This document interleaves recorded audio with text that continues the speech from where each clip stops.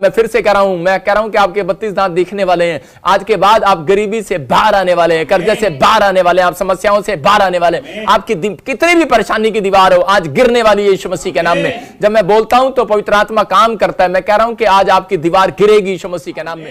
दोस्तों, आज बहुत सारे लोग चाहते हैं कि शायद मेरी सोच अमीर बनाएगी, मेरा पैसा मुझे अमीर बनाएगी, लेकिन ये आपको अमीर नहीं बनाएगी। आपको समझना है कि आपकी प्रार्थनाएं आपको अमीर बनाने वाली है, आपके कैरेक्टर आपको अमीर बनाने वाला है। अगर आप यीशु मसीह के कैरेक्टर के साथ मेल खाने वाले होंगे, जैसे आदम हवा को यही बात समझाई थी परमेश्वर ने कहा था कि अगर तेरी पत्नी मैंने बनाई है जो तेरे साथ मेल खाए। अगर जो संसार के अंदर पति पत्नी झगड़ा करते हैं तो वो कभी भी अमीर नहीं हो सकते हैं, उनके अंदर श्राप होता है और वो इस चीजों को अपने जीवन में गरीबी को देखते हैं। झगड़े और नहीं तो में तो रोज होती है। झगड़े का मतलब यह है कि अपनी पत्नी को मार कर निकल दिया और बोल दिया कि चला जा, 10 साल यहाँ नहीं आना, 1 साल यहाँ नहीं आना। उन लोगों की बात हो रही है। झगड़े तो छोटी मोटी घर में हो जाता है, गुस्से तो आपके घर में आता होगा, लेकिन मैं उन लोगों की बात कर रहा हूँ। परमेश्वर ने कहा, आदम मैंने तेरे लिए हवा को तेरी पत्नी जो तेरे साथ मेल खाए उसको बनाया। इसका मतलब जब आपके विचार ही मेल नहीं खाते हैं तो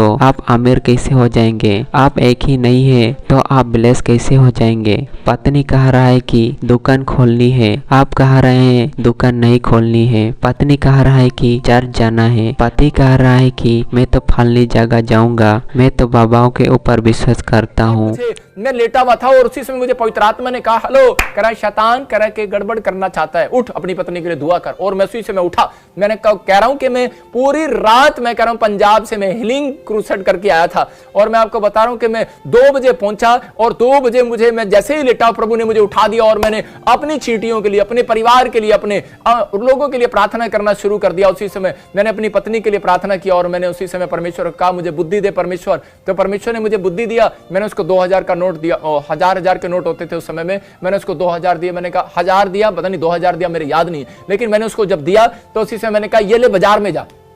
और उसी समय जब वो बाजार में गई तो उस समय में 1000 का नोट दिया था। तो उस समय जब वो बाजार में गई उसके साथ मैंने कहा जा कोई बात नहीं, तू भी घूम कर आ जा, लेकिन पहले मैं प्रार्थना करता हूं तेरे लिए। और मैंने इसी समय प्रार्थना किया, दोनों को साथ में खड़ा करके मैंने कहा परमेश्वर ये दोनों सहेलियां जो और मेरी पत्नी जो जा रही है बाजार में, परमेश्वर इसको पवित्र आत्मा बरकत देना, जब भी ये खर्चा करे बरकत देना, जिस दुकान पर जाए बरकत देना। बस मैंने प्रार्थना कर दिया, आमीन बोल दिया और वो चली गई। और उसने वहां पर बहुत शॉपिंग करने की कोशिश की। वो जो भी सामान लेती, जो भी कपड़े देखती उसको पसंद नहीं आता, जो भी सैंडल देखती पसंद नहीं आता, दुकानदार से लड़ाई हो जाती उसकी। और उसी समय वो जब घर आ रहे थे तो वो बोले कि मेरा पति मेरा मजाक उड़ाएगा, करे ऐसे करते 10 रुपए का कप तो ले चलते हैं तो ना 10 रुपए का कप खरीद कर वो आगे। मैंने कहा अरे ये क्या? मैंने कहा 990 रुपए वापिस कर रही है। मैंने कहा ये क्या किया तूने? मैंने कहा तू कुछ लेके नहीं आई? कह रही तूने आपने प्रार्थना ही ऐसे कर दी थी, बरकत आ जाए बरकत आ जाए। मैं उसी से मैं हंसने लगा। मैं आपको बता रहा हूं कि पवित्र आत्मा ने मुझे कहा था, कह रहा कि तेरी पत्नी बड़ा नोट खर्चने से डरती है,